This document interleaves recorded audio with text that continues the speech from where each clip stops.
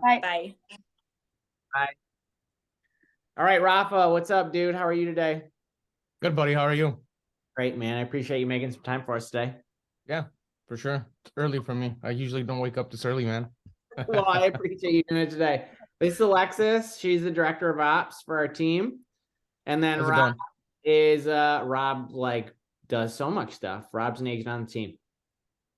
Pleasure to meet you guys. Yeah. All right. Thank you for joining us.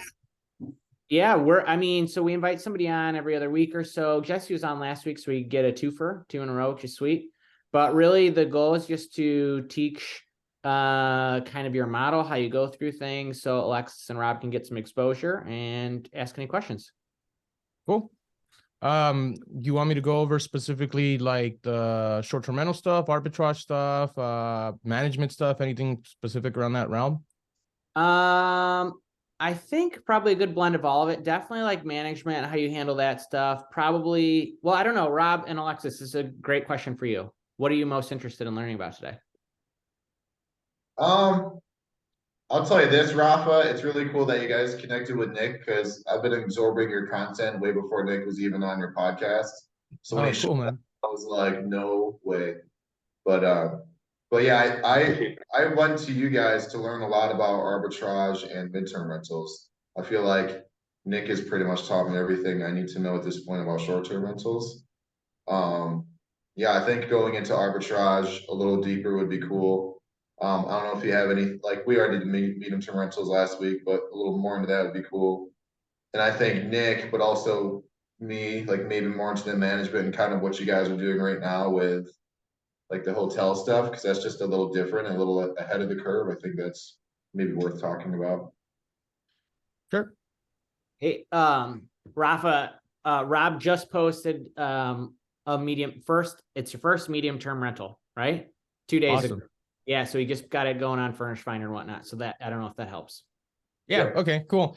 So, are you going for travel nurses on that unit specifically? Yeah, like travel nurses, but we'll take any traveling professional. Like Toyota is also nearby. So like the next thing I need to do on my list is start calling the agencies. I'm officially have it listed on Furnish Finder. But because we're Ann Arbor, Michigan area, it's a lot of travel nurses and a lot of travel engineers. So trying to hit those 2 main markets there. Have you posted it anywhere else other than Furnish Finder? No, after this call, I was gonna get it listed on Vrbo and Airbnb. Yeah, cool.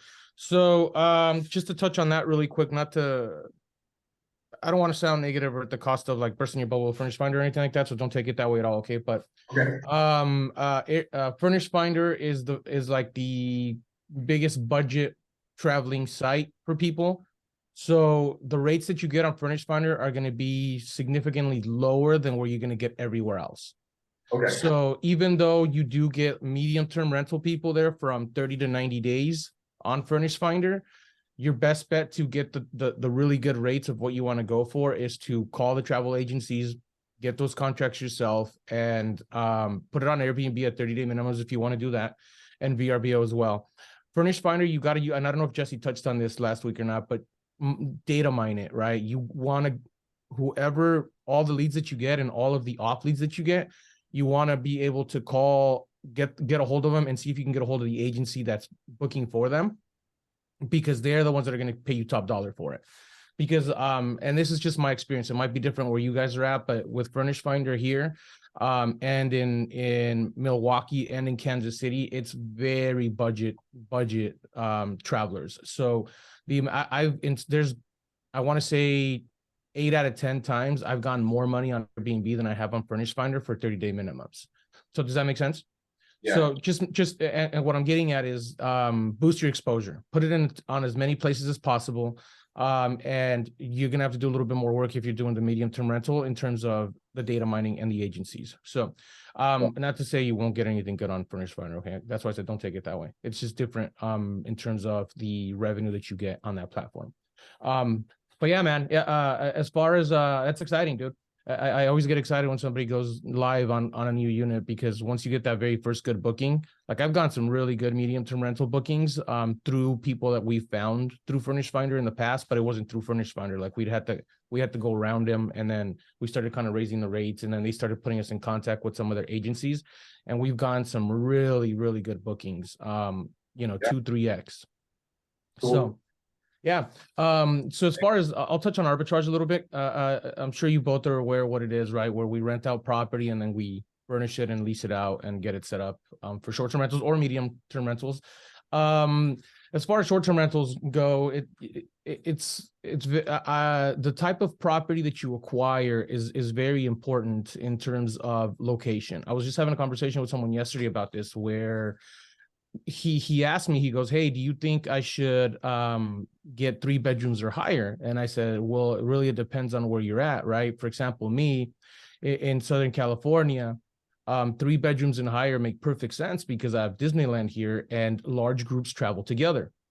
And so during the summer, my 3 bedrooms are killers. I'm doing $15,000 a month on a 3-bedroom house in revenue, right? But on the off season, it's dead. I barely break even at $3,500, $4,000 in to cover my costs. And I have a high cost because, again, these are arbitrage properties, right? If I own the property and I had a $1,500 mortgage, it's win-win all day long, right? And so as far as arbitrage goes, one of the most important things you want to do is make sure that you're getting in at the right rates for rent, and make sure that you're getting in to the right property based on your location. I have a ton of 1-bedrooms, like a ridiculous amount. It's like 48 1-bedroom apartments, right? And they're all arbitrage, but they work here for my market, even though I'm near Disneyland, because the majority of my travelers, I want it to be year-round and not seasonal.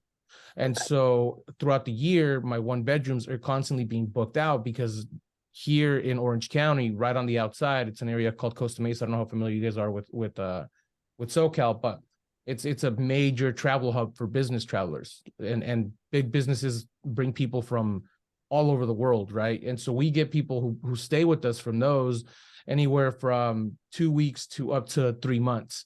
And so my 1-bedrooms are constantly booked out by people who travel. Not to mention, even though I'm still in a really good area like Disneyland and the beach, and Big Bear's only an hour and a half away, and the desert's only 2 hours away, like we're central to everything. And so a lot of people that come to California, when they want to get away from Los Angeles, and they want to come to more of a nicer area than Los Angeles, and you got like the couple travelers, they stay with us, right? The boyfriend and the girlfriend with the baby, husband and wife with the baby, just somebody who's on vacation with their significant other. They'll stay with us in our 1-bedroom. Therefore, we get constant bookings year round.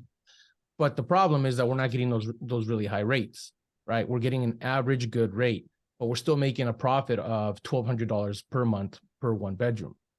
So point I'm getting at here is, as far as you guys in arbitrage, it's an awesome tool, man. Like, and that's all it is. It's a strategy, right?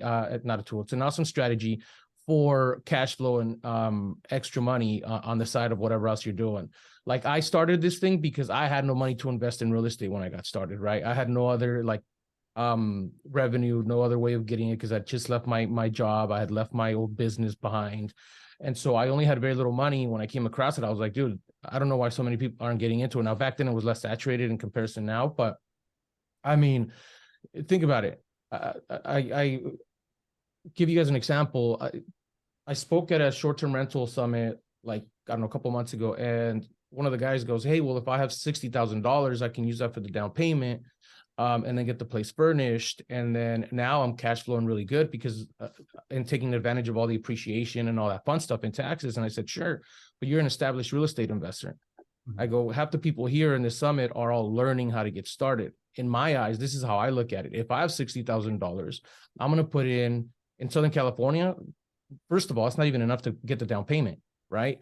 Second of all, you still need another $30,000 to furnish a 3-4 bedroom house, right? Nowadays, you need to put good money into them. You can't just put a bed unless you're like in a really good vacation rental market.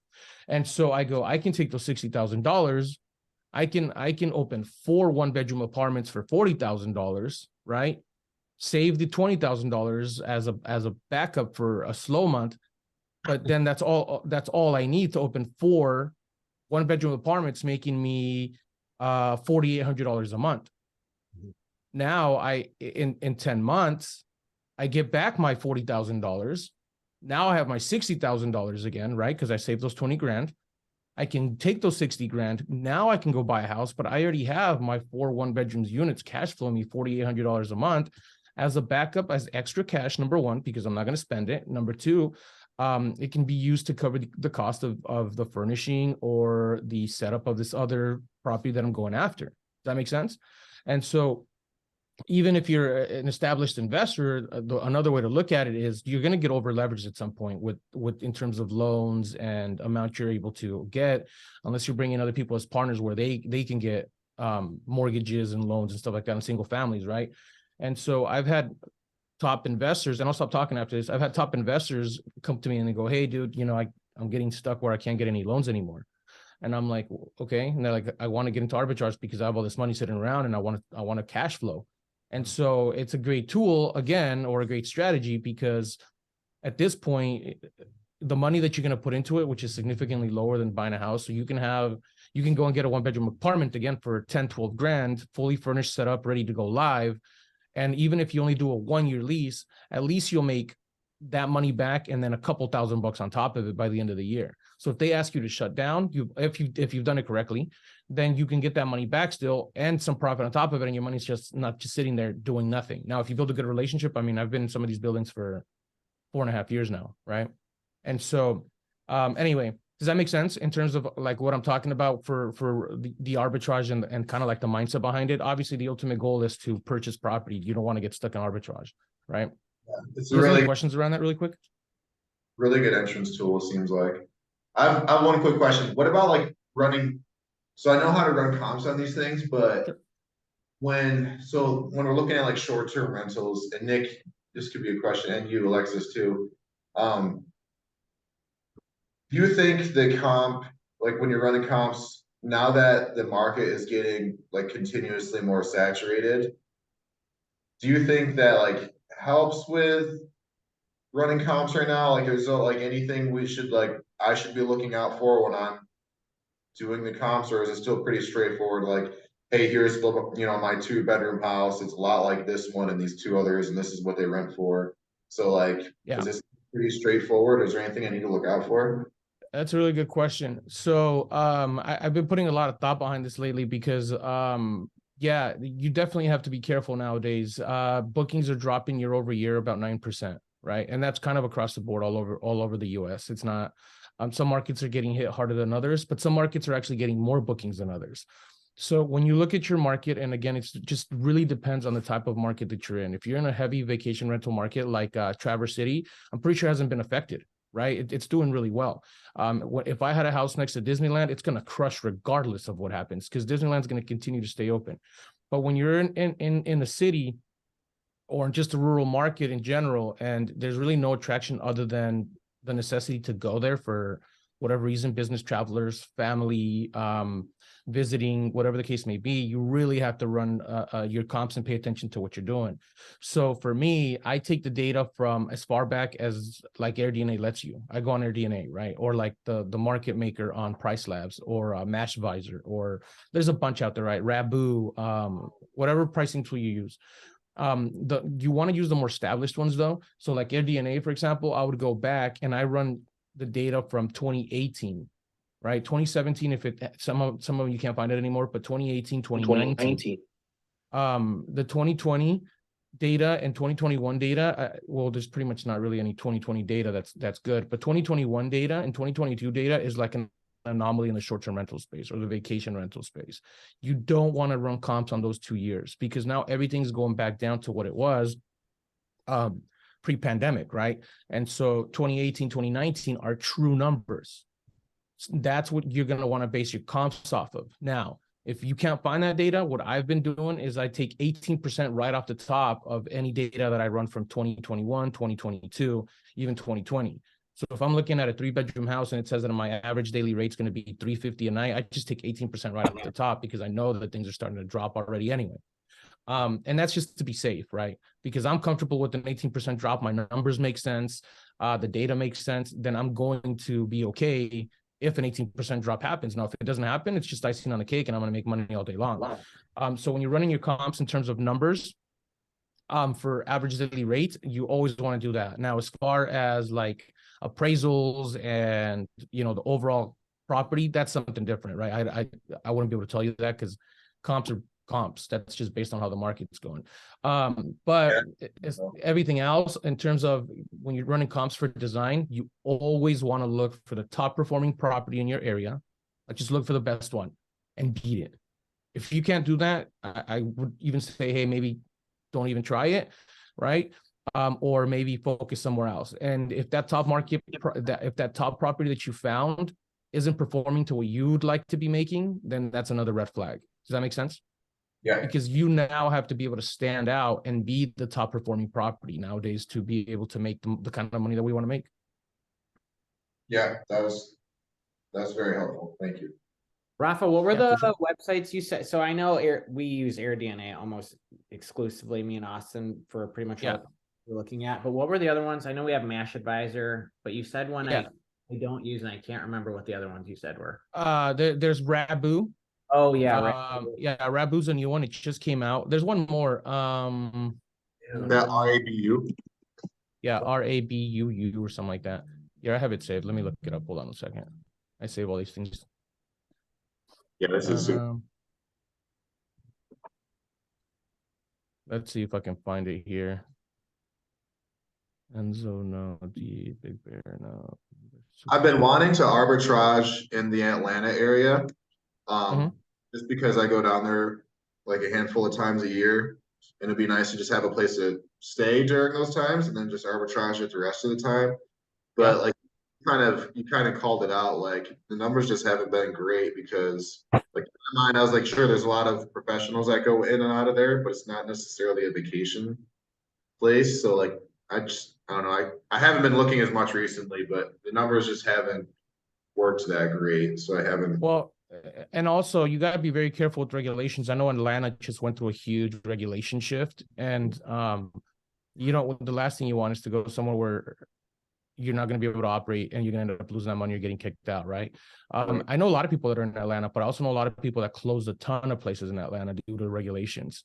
So just be careful around that. You know, if you're looking for somewhere to go just because you're going there, number one, always look at the regulations. Number two, just make sure those numbers make sense even on the time that you're gone. If you're just looking to cover the cost, for example, it depends what your ultimate goal is, right? So if you just need a place to stay when you travel there for free, then maybe just breaking even every month is cool, right? Because it's just to cover your costs. It doesn't matter. Now you have a free place to go whenever you're going. Like if you're going there every other month or something like that, then cool, right? But if you're turning it into a business and you want to make sure that you're making money there, then it's probably not going to make sense to go somewhere like that where you're going to be doing nothing but breaking even. But I would just look at regulation in Atlanta. I know it's super heavy. I can't find the short-term rental thing. Hold on a second. The other one though, Nick, was Price Labs Market Maker. I can show you guys how it looks too. All right, cool. That's screen sharing. Yeah, you can do it. Cool. You guys can see my.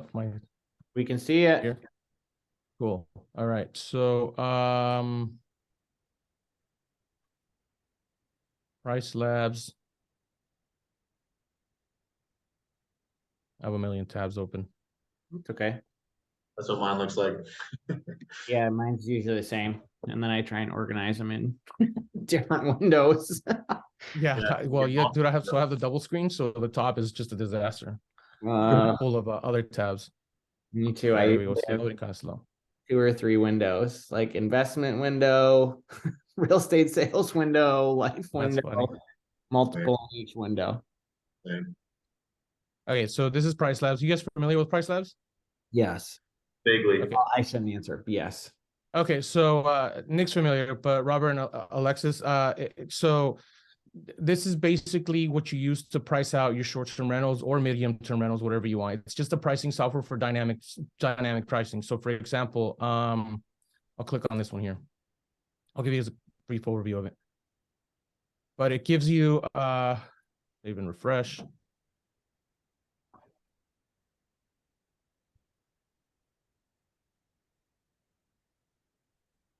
Takes a second. So what it does is it pulls data in all of the surrounding short-term rentals in this market, and it prices out your days for you. So for example, here, this apartment is in a very last minute booking type of city. Like It's just this always does last minute bookings. So like I expect to get a booking around Thursday for these next 5 days. And then here I'll get like the next 5 days. And then like here I'll get like the next 5 days. Does that make sense? Because right now, if you look at it, it's open from the 10th going forward all the way. But what it does is it gives you pricing for every single night. So these are the prices that will be set up on my Airbnb listing, right? So Fridays, 132, 128, 109. Right now it's booked all the way till Friday morning. So this is what it does. You can do a bunch of different adjustments here. Like I have a 2-night minimum. You see this little 2 right here. I have a 2-night minimum during the week, and then I have a 3-night minimum during the weekend. But right here, I open it up so that if it's a last minute booking, all I want is a 1-night minimum because I want to stand out on all the platforms, right? I don't want anybody not to see my listing because they're not looking for 3 nights. They're looking for 1 night. So it just gives them more exposure. Then they can decide if they want to extend longer, stay longer, whatever it is. It has a base price. So the base price is my average daily rate. So for the month, I want to make an average of $148 per night minimum. That's what my average is. So what it does is it puts the algorithm into where some nights might be $100, but other nights are like $200. On average, it'll even out to $148. Okay. So super simple. But the market dashboard over here on the right, this camera's in my way here. Right here, this is where you can pull data for specific markets. Like I have one for Petoskey here, where it shows me the dashboard. I'll show it to you guys. You guys hear the snoring? No, is it the dog? Yeah, it's my dog. He's That's loud. funny. Mine's also snoring in the back. Okay, cool. I was like, dude, I could hear him. So I was like, uh-oh. My No. dog's sleeping next to me, but not snoring. Sounds like we got a lot of sleeping dogs. Yeah. I don't know why my internet's so slow this morning. It's because you're sharing your screen. It always gets slow. Yeah. Zoom Okay. Our Zoom meetings always get slow when we're sharing. Gotcha. Okay, so this here is the market maker. Now this is just, it's new, it just came out and I love it. Because it's pulling all the data that people are using on Price Labs. So it's true data from Price Labs. It's not anything specific where like, oh, it thinks this is what it's doing. It's anybody that uses Price Labs. Now it won't work if you're in an area where people don't use Price Labs, which is a downside. But they're literally the top, the leading company in revenue management aside from Wheelhouse, right? But you can choose the bedroom fillers. Like for example, I want one bath only. This is on Airbnb whole market. So this is everything on Airbnb, right? So not just only Price Labs here on this specific one, on this specific setting. But you can do things like VRBO's market. You can do everything together, and then it doesn't have here, but oh yeah, professionally managed. So it'll even show you just professionally managed, like people who are off Airbnb, right? Anyway, so it tells us the market here. So there's 13 active listings. There's 499 bookings in the last 369 days. The average daily rate is 151, and the estimated occupancy is 44%. Like I love looking at this because like if I would look at this, I'd be a little bit scared. I'd be like, oh, what's happening here? I'm pretty sure one of our listings is on here, one of the hotel listings. But when you look at it, you go, okay, well, 151 is not bad, but 44%, that's really bad. Yeah. Right? You're like, uh-oh, what am I gonna do here? Well, there's a lot of factors behind it. Number one, we know it's super seasonal, right? We know that like on the winter, we're not gonna get any bookings unless it's snowing because people are gonna go ski, so that's fine. So when I look at this, I put all that into account. So even on a 44% occupancy, I know for a fact we can probably get it to like 60-65%. Right. And at 60-65% is still significantly higher than what we're going to do. The average room, the RevPAR is $96. So this is per bed, right? Or per room. This is what you're going to be getting per room on average. So if it's a 2-bedroom place, you're going to get 96 per bedroom at night, which is a total of what, like 203 or something, 202 or something like that. Or 192, I'm sorry, per night, which is higher than this. So then you go down here, not there, not the map, down here, and it shows you all of the actual data, Nick. Just so I won't go into details, just give you guys a quick look, but you can look at the minimum night stays. So like Robert, for you, if you want to look at your place and you have Price Labs, you can select the 30-day stays and you can see what 30-day stays are doing here. We're going to look at the 1-night stays here, and then you can actually comp other properties. Nice. So it shows it to you. Right. So this one here is a 1-bed. It's got a 5-star rating. It's got 143 reviews, and its price is 135, and it's 365 days it's been open. So this is a really good comp. So now if you have something similar to this, This is what I was telling you earlier, Robert, when you're comparing, like, can you do better than this decor here? If you can, then you're gonna crush, right? I mean, Yeah. just the pictures alone there's room for improvement, Yeah, for right? sure. Pro photos Absolutely. and this terrible design. Mhm. So, you know, that's what you look for here. Pretty simple and straightforward. And then you put this data into, it gives you like all the other stuff, right? Like the actual market history for the past 365 days. You can even do the last 30 days and as little as the last 7 days. So anyway, I can go for an hour and a half on this thing. So I'll just stop there. Do you guys have any questions on this really quick before I get off of it? None personally. No, I'm good. No, that's awesome. Thank you. Yeah, for sure. So that's the best way to run comps and to run numbers for it. I love, like, I use price labs on top of, like, for example, for Nick, when they sent me the data for the hotel, I came on here and I ran it. And this gives me more accurate data of what I'll be expecting through price labs, right? Now, granted, Airbnb markets are, like, Airbnb is obviously the budget traveler for short-term rentals, right? Like, you get higher revenue on Vrbo, then you get higher revenue on Booking.com, and you get even higher revenue on Expedia. So when I see these numbers here, and it says like $70 a night, I know we're gonna be doing like 80, $90 a night. That makes sense? But at least it gives me a very base starting point of what I'm looking for. And it gives you KPIs and it gives you all this other fun stuff on here too. Whew, okay. What else do you guys want me to touch on? That was awesome. Yeah, for sure. There's a lot, man. I can go on forever. As far as let's do management, but let me get, you guys mind if I get some water really quick? Go Go for it. Let me get some water. What do you think, Nick? Any questions we should ask? No, I don't know. Whatever's used. I mean, the management stuff would probably be really useful for you, to be honest. Like how to run day-to-day management. Now that Yeah, I need to get ready to like automate things, right? Like I'm in the upfront work stage and I need to be able to make it as automatic as possible. you absolutely need to be getting the software going because some of that stuff takes a long time. Like just getting your VRBO listing, like your initial account with them could take like, I think they quoted us like 3 to 6 months, which was so insane. But the rest of the stuff is way easier. But yeah, you totally got to get some software going so you can get like integrations and Yeah, I think, yeah, and I know you kind of went through this with Jess and I already. Actually, just messaged her saying that she needs to send me all those notes. So like like what are the must-haves so I can get things automated? So it looks like Price Labs is one of them. What are the other like must-have softwares? Rafa, Yeah. he's got no automation going, so I'll let you talk. Oh, cool. Oh, dude, you're gonna love this. Okay. I forgot I left the stove running. I had water boiling. It was pretty much gone. It's fine. Okay, so You checked. what's that? Thank God you checked. I know. Well, good thing I went for water. Otherwise, well, I mean, nothing would happen, but still, hopefully nothing would happen. Yeah. Okay, so automation really depends on what your goal is and what you're trying to accomplish. There's hundreds of tools out there. Even Nick and Austin use different tools than I use, right? I'm building out an entire new system just to help with the hotels because we need a new integration. Jesse uses a completely different system because he does a lot of co-hosting. So it depends on what your goal is and what you're trying to do. If you want the simplest of automations to where it makes sense, it's, you know, the whole like keep it simple, stupid concept, right? I think that's where I'm at, and also like this medium-term rental I listed. It's not mine; it's my friend's. I'm managing it for her. So okay, yeah, perfect.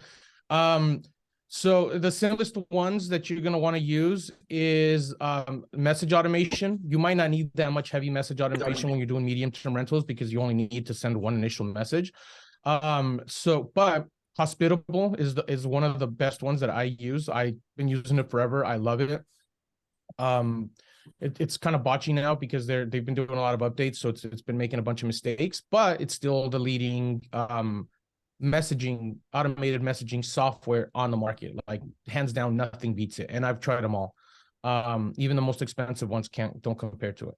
It's relatively inexpensive. I think for one listing you pay $20, but the more you add, the cheaper it gets. I'm managing 58 units off of it, and it works great.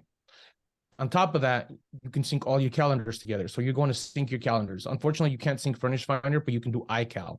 So you can sync just the dates that are being blocked to it directly. So that's super important. You want calendar management, because the last thing you want is to get a booking on VRBO and then get a booking on Airbnb for the same day, and then you have a double booking, right? You have to cancel one or the other, and it's going to hurt your rating with the platform, and you're going to get a bad review, and you're going to piss off a guest, and it's bad customer service. So calendar management.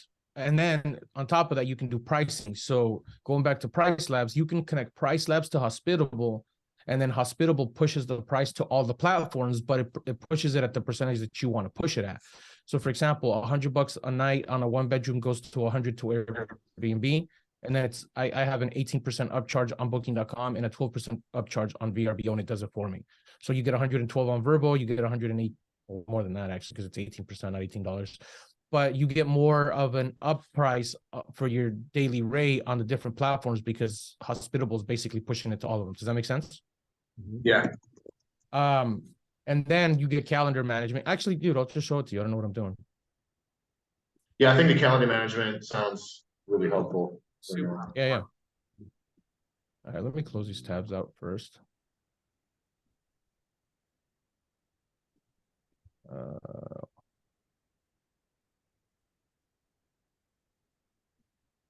I'm making a YouTube video on ChatGPT for Airbnb, so I was doing some research on it last night. Yeah, that's Oh, it's fun.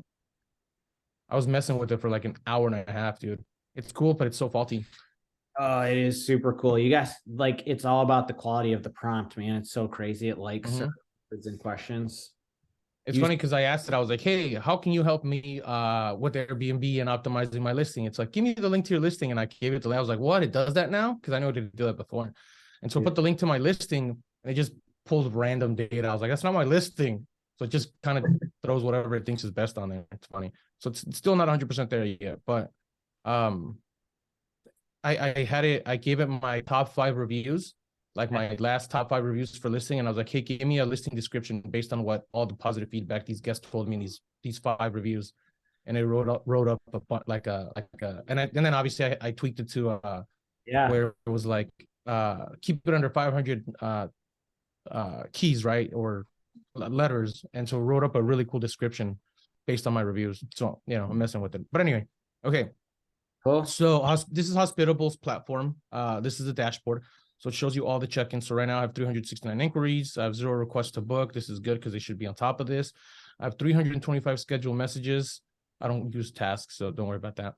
But it gives you all my check-ins so today, March 7th, I have 1, 2, 3, 4, 5, 6, 7, 8, 9, 10, 11, 12. I have 13 check-ins today. 4 from Verbo, the rest are from Airbnb. And then checkouts, we have quite a bit. 1, 2, 3, 4, 5, 6, 7, 8, 9, 10. We have 10 checkouts. So that means 10 cleanings got to get done today. So, where are we? So calendar. This is what I sent you guys the other day, Nick, when you're like, what am I looking at? This was this calendar. Yeah. So I don't, okay. So what it does is, actually, I guess before I show you the calendar, I'll show you the properties. So properties, you put the properties here. So you'll connect all your properties in one central location. And it's the same property, 3 different platforms. So I have it on Airbnb, I have it on VRBO, and I have it on booking.com. And then here you come in and you sync them all together. So now it becomes one property on Hospitable. And this is where it starts doing all the price pushing. Does that make sense? Yeah. So you needed to see this first so you understand what I'm going to show you next. And so right here, you can see which one, like this one this is one of my new properties. I only have it on Airbnb. I haven't put it on VRBO and booking.com yet. So therefore it's not synced to anything else. You can see all your properties here. So like we have every single room on here for the bay. Then we have all my buildings. So it's a lot. It's 4 pages of properties, but I'll show you the calendar.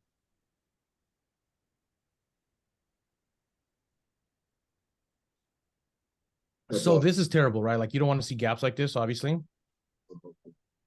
Yeah. This is this is like, okay, so for example, right here with the bay, all the rooms that we have, all of these are blocked because they're under construction. These are going into rehab. So we really only have 1, 2, 3, 4, 5 available rooms, right? Which looks like we're booked up for the weekend because these two are taken. Yeah, that's what Austin was just texting us about. He's freaking out because the the furniture people didn't show. Did you see that? Oh yeah. Oh, is that what that was? Is that what the handyman that he was talking about was about? Yeah, all the people who were supposed to build furniture, so we're scrambling. We'll figure it out. Wow. But we Yeah. got to get them finished before this weekend. Okay. Jeez. Yeah, we'll sort it out. It's gonna be fine. Oh, I wasn't sure what he was talking about. Yeah. Okay. So here it takes forever to load, but you'll see because I have so many properties. But all the greens are reservations, all the white is open nights, right? Talking about how the market's slowing down. Normally, dude, like on going into March, all of this would be green. So different times, different conditions, right? Last year, dude, I mean, if you saw March, it was like, wow, super, super green across the board, which is great, but it is what it is. So when you come here, this price here, this is the calendar management. So for example, my Garfield 3 here, right? This price here that this guy got on Airbnb for 28.25 for 19 days, had he booked on Verbo, it would have been 12% higher. Does that make sense? Mhm. Because it takes this price here and it gives it that upcharge to those platforms directly from this platform.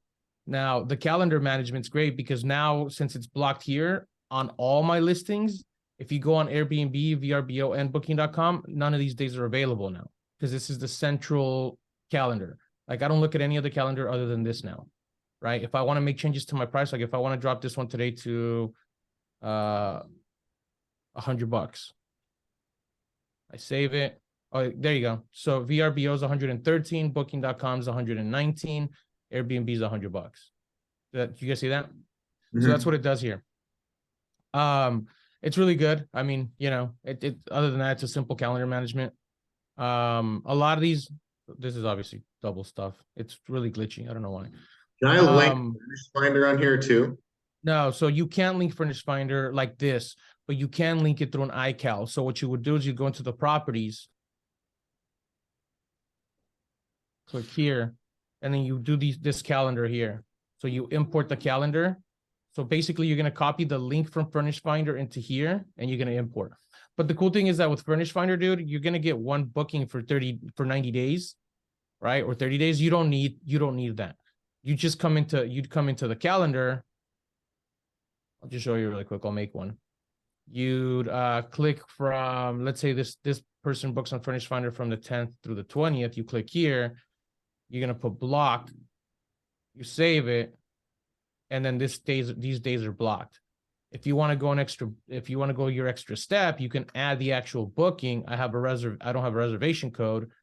Then you come in here and then you create an entire booking. So now the best part is, like, for example, you put Rafa and then you put my email, right? Let's say you're already in negotiations with the Furnish Finder person. You can put the phone number and then number of guests, and you just put the total right here. That's it. And then you create the booking. This will put into the system, and all of your saved messages for check-in, check-out, they'll get emailed to that person automatically through email. So now you've created the booking yourself. And look, it took me a whole 10 seconds to do, right? Mm-hmm. And it's it's not difficult because you're doing 90 days on Furnish Finder, but now it's blocked everywhere. You don't have to worry about it. Now, I'll be honest, is this really necessary for one listing? Probably not, right? But you don't want to be missing messages or anything like that. Like if we go into the messaging rules, it's insane. So like I have hundreds and hundreds of rules. So like somebody books, this is the message they get right away. We have short codes. Short codes are like fillers. It fills them for us. It's like a smart thing. Nick, you guys aren't using this, right? We are, yeah. Oh, you are? Oh, cool. Yeah, I can show you our stuff too. Yeah. Cool. So it just says, hey, thanks for your interest in our home. We received your inquiry. Give us a moment to review it. Give you any questions you may have. Right? Best regards. It's supposed to fill out the name on the bottom too. So it's not filling it out right here. So we'll just put guest relations. I'm going to remove that. Hospitable is kind of like, it seems like a huge management software because you can do your messaging and your calendars on it. It's honestly I'm telling you, for what it is and for what it does and for the price that it costs, it's amazing. It's missing a lot of features because you can only really connect Airbnb, Booking.com, and VRBO, but those are the leading platforms. Most people don't need anything else. How much is it? I pay like $280 per property. I pay like $380 for the month, $380 for the month for 50 something properties. For one, I think you can end up paying like $10. Okay. $10 a month. Again, here's the thing though. For example, like if you need it for your one, probably not, right? But you have to send your messages automatically right now. If you're learning automation and you want to start learning how to do it, it might be worth $10 a month because now you don't have to worry about it. And as you start adding properties, it's just plug and play, dude. Every time I come in, it's literally plug and play. Like I have 2 properties here. I just went live on 2 days ago. They're crushing, and I haven't even synced my pricing to it. But because it connected to this automatically because of my Airbnb account, so I went live on Airbnb and then automatically connected on here. It started, I didn't, without me connecting pricing or anything, it just, I had it at a base price of 200 and something, these right here, these two. So it's at 200 and I've gotten all these bookings already, right? It automatically sent my booking inquiry, my all of my messages, like thanks for booking, here's your dates, checkout instructions. The only thing I had to come in here was create my directions message, my check-in directions. And the check-in directions was super simple because all I did was copy another ones. I changed the apartment number and then I put it on and I was done. It took me literally a whole 10 seconds right here. All I did was copy his entire message with the codes and it just automatically did it for me. And I was done. I didn't have to do anything else. And now that property is fully automated, fully set up, and I don't have to worry about it again. Yeah. That's what's cool about it. Once you start adding properties, it just becomes plug and play, which is what I did with everything else. So again, $10 or give or take. I don't know. We can probably check subscription. So I'm paying $369 for 58 listings. Yeah, that's, dude, I don't know. That's cheap. I don't know what. Let's do the math. What was that? 370 divided by 58. Yeah. $6.38. Oh, is that what I'm paying now? Okay, so then it's $6. The more you add, the cheaper it gets. That's weird. It should have been. It used to be cheaper. Maybe because I'm constantly moving around. I don't know. I guess it is $6. But anyway, it's significantly cheaper. I mean, dude, it's the best tool ever. Honestly, I use it literally for everything. You don't need, like, people have Hostfully and Hostaway and Guesty and all these other crazy channel managers that take percentages or they charge you way more money. But unless you need it to be on other platforms and then this is all you really need, right? And for you, Robert, since you're really only on Furnish Finder right now, you really don't need this. You can do, like, now that you're going on Airbnb and VRBO next, you can do automated messages for Airbnb, but it's really faulty and you have to stay on top of it. Like, you really have to be on top of it. Otherwise it's gonna cause Airbnb to price for you, and it's going to cause double bookings because you're not syncing and your messaging. You have to send your automated messaging yourself. So most people, what they have is they have just saved on like a notepad on their phone. They just copy and paste it over every time they get a booking. That's fine. But if you're really trying to get automated, man, like, this is the way to go. Okay. Once you have this set up, it's done. Got Make it. sense? Yeah. And then that's what I was trying to show you. Hold on, one last thing. For cleaners.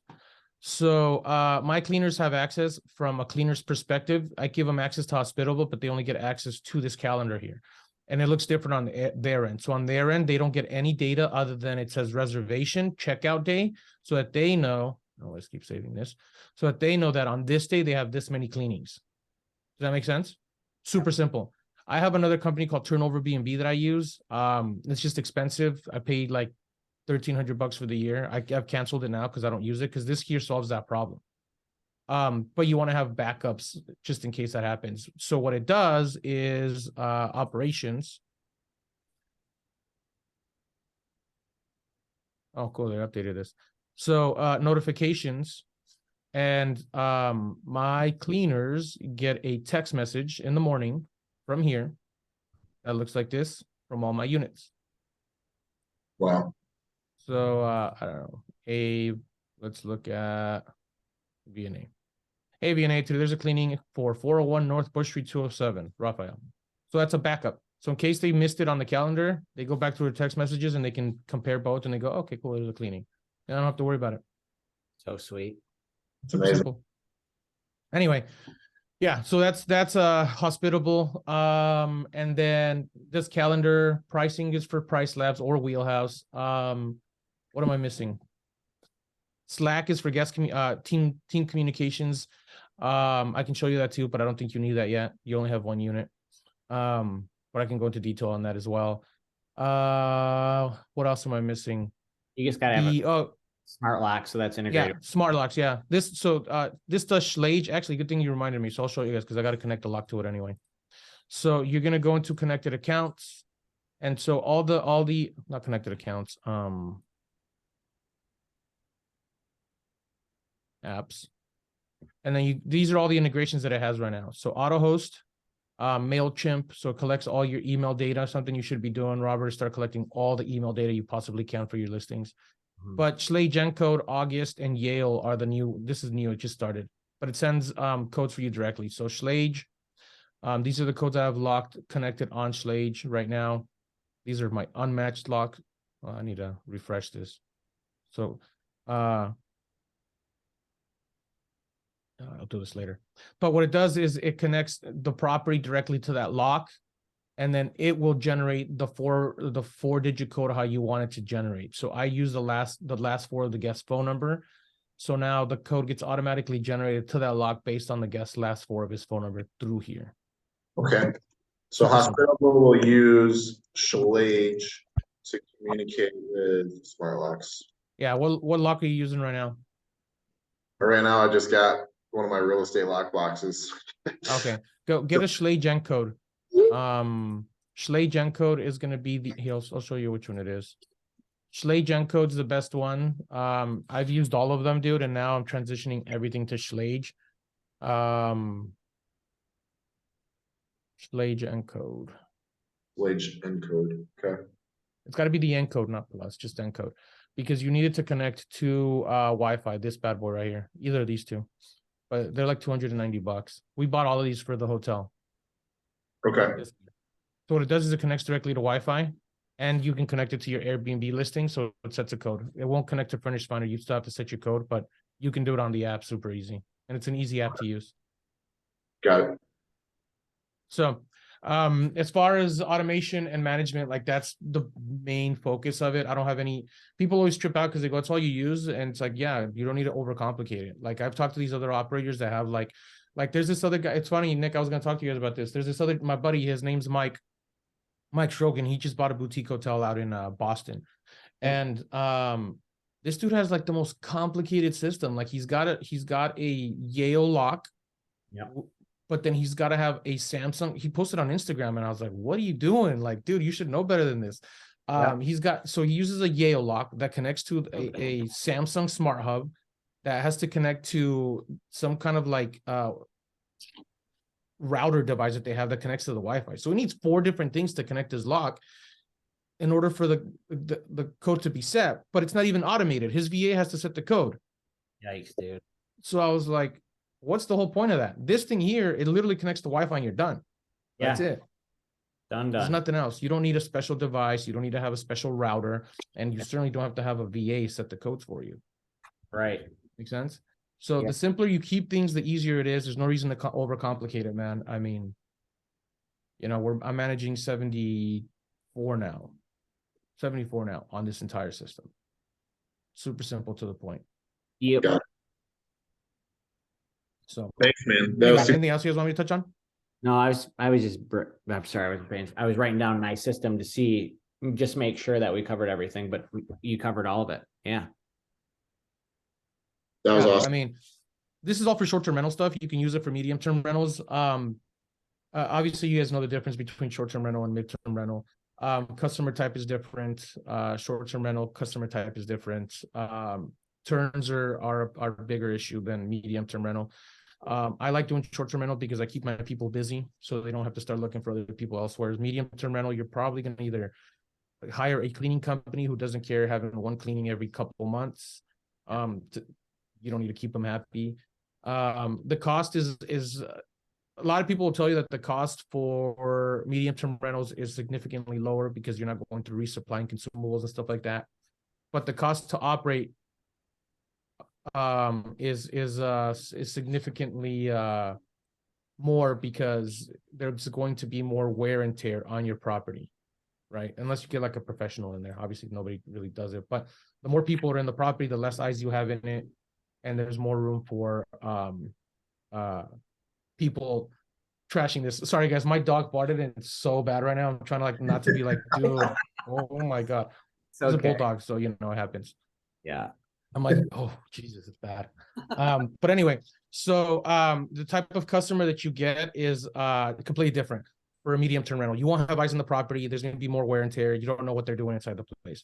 Short-term, you're doing turns every 3 to 4 days, right? Yeah, it's more work. Yeah, it's gonna cost you a little bit more in terms of consumables. But if it's automated, it's not even gonna matter. Like same amount of work gets done. So anyway. No, it's helpful, dude. I appreciate it, son. Thank you very much for your time today. Rob, Lex, got anything else? No, I don't. No, that was awesome. Thank you very much for all of that. It was in depth and awesome. Yeah. Cool, guys. Last thing I'll tell you guys, if you guys are gonna do arbitrage, just make sure you guys have a really good relationship with whoever you're going. I would recommend don't go to property management companies, go direct to owners. Just tell them what you do, right? You're a real estate investor, you're doing some arbitrage for some extra cash flow, you're gonna take great care of their property, and build a good relationship with them, because those are the guys that are gonna let you be in there the longest. You don't have to worry about getting kicked out when the lease ends in a year because you have neighbors complaining. Secondly, don't go into large buildings, right? If you're gonna arbitrage something, find a small building, single families, 4 plexes, or as large as 8 plexes. That way you don't have 150 other tenants complaining to managers about your short-term rental guests. So yeah, anyway, leave it there. Think about that. That's a good point. Yeah. Awesome. Cool. Thanks. Thanks, I Thanks, Rob. appreciate it a ton. Thank you. Yep, thank you guys. Appreciate you. I'll talk to you in probably 30 seconds here. Okay. I'm doing this text thread. All right, guys. All Take care. right, everybody. Have a good day. Thanks, Rafa. Thank you. Bye. Thanks, guys. See ya. Yeah.